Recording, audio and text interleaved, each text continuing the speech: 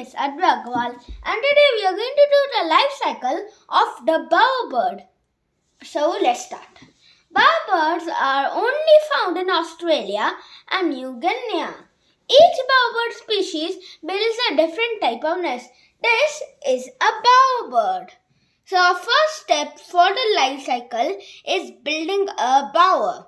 The male vogelkow bowerbird weaves twigs and plants stems around a young tree. The bower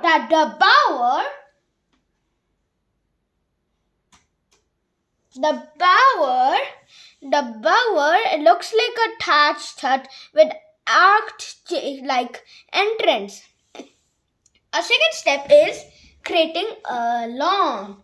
The bird clears the ground in front of the entrance and it covers it with what? Moss. And it looks like a lawn.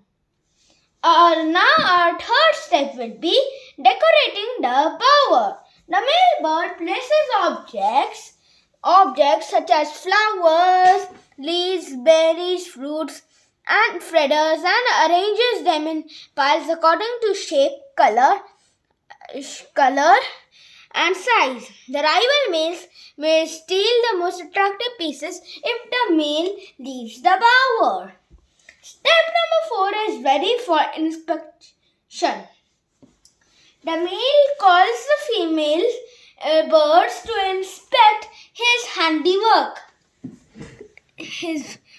And if the female likes it, she will mate with him. Now our fifth step will be simpleness.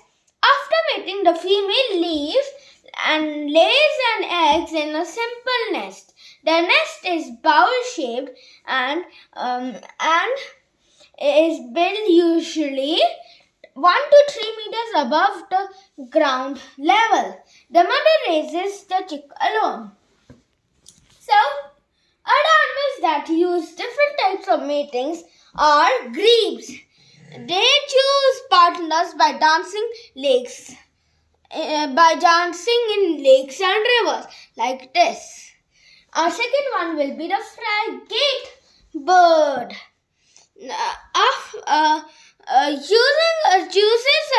The frigate bird chooses a nest site and then includes a bright red pouch under his throat and also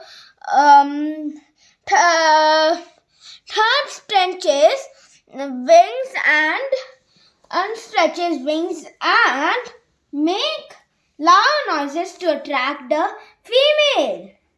Okay, so now next animal will be the peregrine falcon.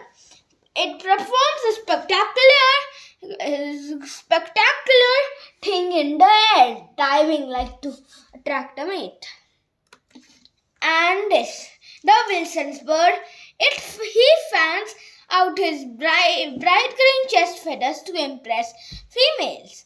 I hope you enjoyed it. Please like and share with your friends and family. And if you want to see more of my videos, all you have to do is click on that red button with the subscribe word on it. Until the next video, bye!